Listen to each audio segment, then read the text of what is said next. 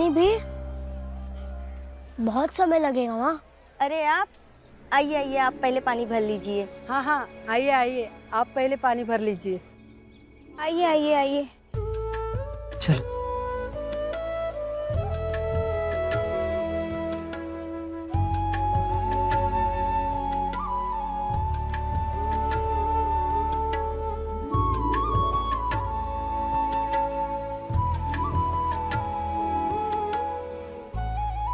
गड़ा दो।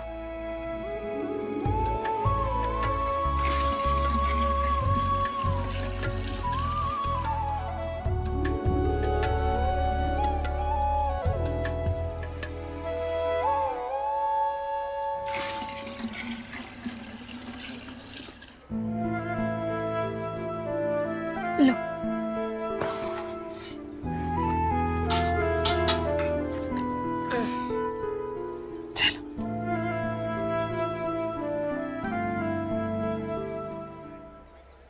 अरे पंडित जी के इस बेटे ने आज डाकघर के सामने मालती, रेखा और आशा को मार खाने से बचा लिया।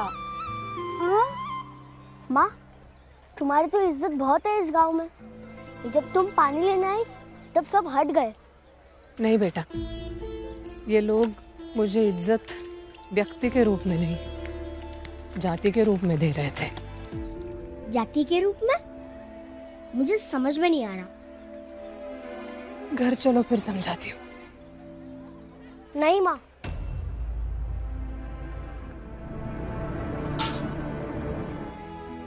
यही समझाइए।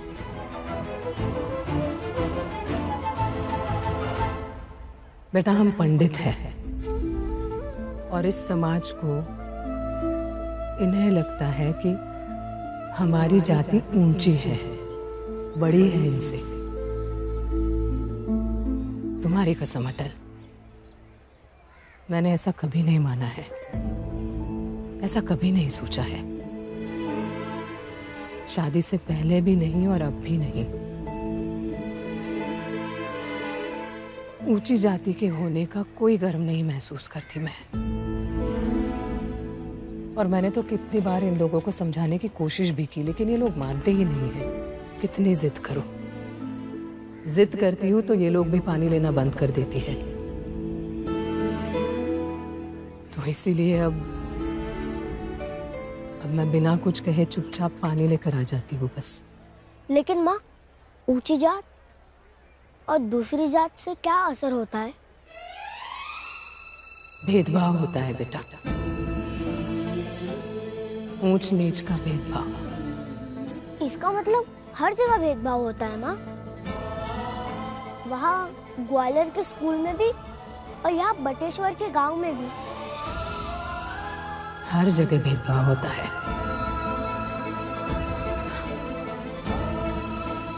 और नहीं लगता कि यह भेदभाव कभी खत्म भी होगा।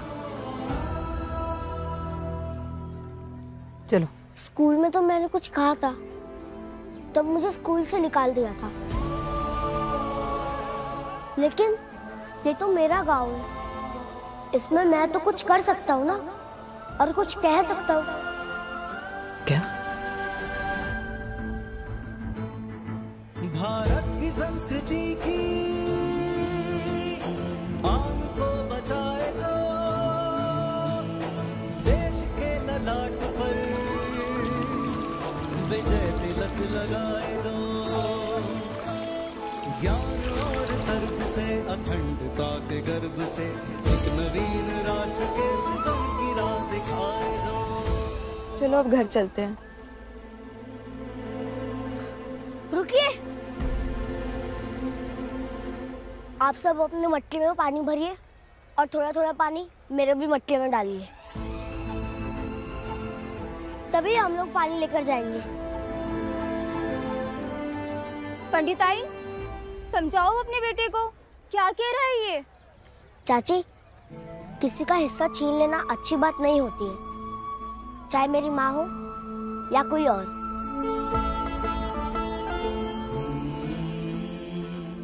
अपनी बारी आने से पहले पानी नहीं लेना चाहिए, और अगर ज्यादा जरूरी ना हो तो अपनी बारी आने से पहले क्यों पानी लेना? लेकिन बेटा तुम बड़ी जात के हो। तभी तो कह रहा हूँ, कि आप सब इसमें पानी डाल दीजिए, तो मैं सबकी जाति का मिला जुला हो जाऊंगा। और आप सबके दिए गए पानी से कल दाल पकेगी और नमक डलेगा, तो मैं आप सबके नमक का कर्जदार बन जाऊंगा। और कल से आप सब विशेष व्यवहार नहीं करेंगे। सुनते हैं कि राम राज्य में ऐसा होता था, सब एक समान थे। तो फिर कोशिश करते राम राज्य को लाने की। शुरुआत यही से करते हैं। और आप सब आपके मटके में से थोड़ा थोड़ा पानी मेरे भी मटके में डाल दीजिए।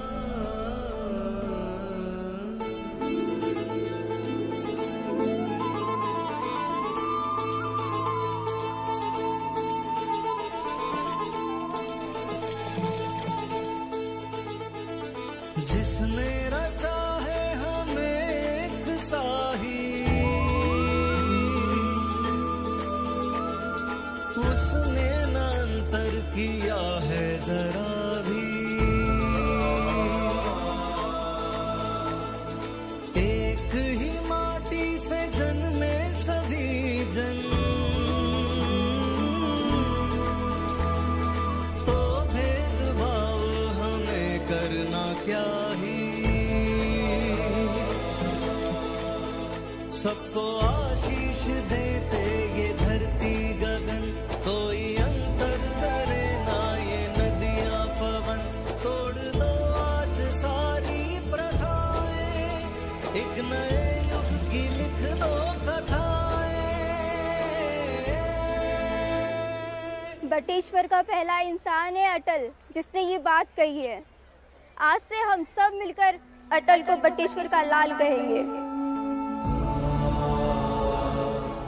बटेश्वर का लाल, बटेश्वर का लाल, बटेश्वर का लाल, बटेश्वर का लाल।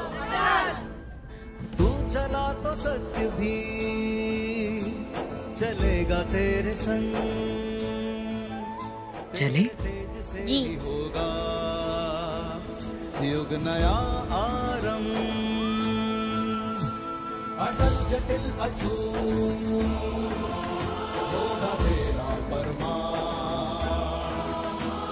अटल जटिल अचूक होगा तेरा परमार्थ। बन के प्रकाश कर्म का दिखाना तू ही मां। बन के प्रकाश कर्म का दिखाना तू ही मां। मैंने कभी सोचा भी नहीं था कि मेरे मटके के पानी से पंडित जी के घर में दाल पकेगी। ऐसा लग रहा है जैसे शबरी का सपना पूरा हो गया हो, जैसे भगवान राम आकर शबरी के बेर खाए हो। इतनी भी क्या जल्दी है? राम बनने के पहले वनवास और कांटों से भरे रास्ते से गुजरना होगा, तभी रावण का वध होगा और अटल राम जैसा बन पाएगा। कितने अच्छे लोग हैं इस गांव के, उनसे अच्छे से बात करो तो कितने खुश हो जाते हैं। अरे क्या खुशी की बात है, हमें भी तो बताओ। अभी आ जाता हूँ दादाजी। मैं ना वहाँ माँ के साथ कुएं में पानी लेने गया ना,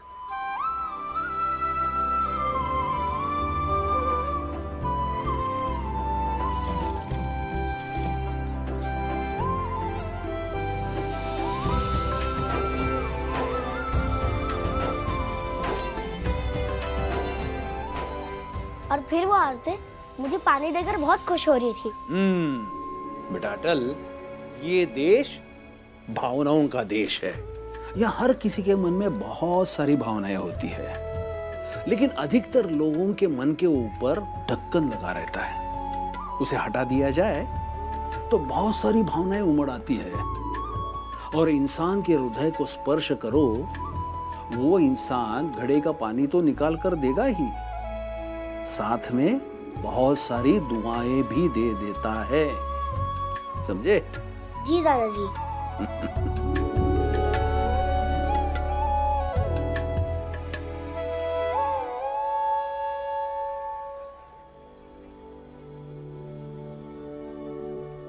चलो तुम्हें सुला देती हूँ, आ जाओ। माँ, इसके हृदय को कैसे स्पर्श करते?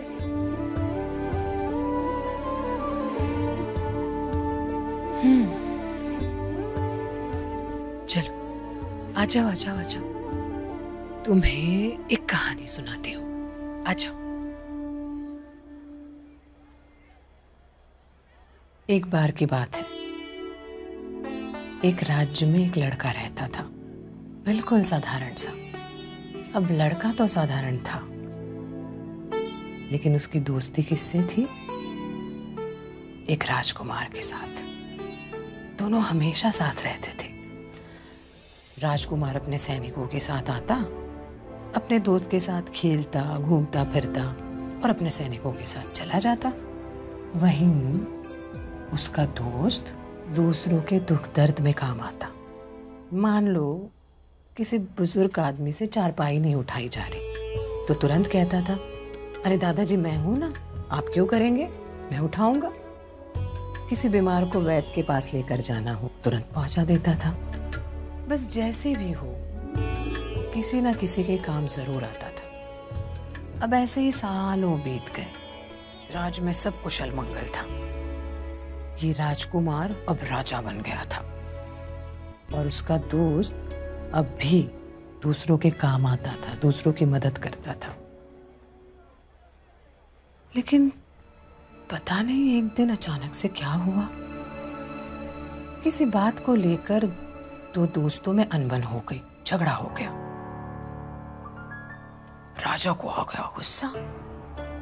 उसने दोस्त से कहा, चले जाओ मेरे राज्य से, अभी के अभी निकल जाओ। दोस्त कुछ समझ न पाया, लेकिन राज्य के ज्यादातर लोग उस दोस्त के पक्ष में खड़े हुए। राजा को लगा, राजा तो मैं ही हूं, सबसे ताकतवर हूं, हुक्म तो मेरा ही चलेगा। लेकिन लोगों ने कहा, देखिए राजा साहब, आपका ये दोस्त तो यही रहेगा इसी राज्य में। अगर आप इसे निकालेंगे तो हम सब भी इसके साथ चले जाएंगे। और फिर से एक बार संगठन की शक्ति जीत गई और उसके सामने राजा को झुकना पड़ा। चलो बताओ, तुम्हें तुम्हारे प्रश्न का उत्तर मिला? हाँ, राजकुमार के दोस्त ने सबकी मदद की, इसलिए सब उसके साथ हो गए। और बस यही एक तरीका है किसी के हृदय को स्पर्श करने का, किसी के मन को छूने का। अब जैसे सूरज उगे बिना धूप नहीं मिलती है, बस वैसे ही किसी के दुख दर्द में काम आए बिना उसके हृदय को स्पर्श नहीं कर सकते हैं। समझे? हाँ, समझ गया। और अब से मैं भी सबके काम आऊंगा। चलो अब आंखें बंद कर लो।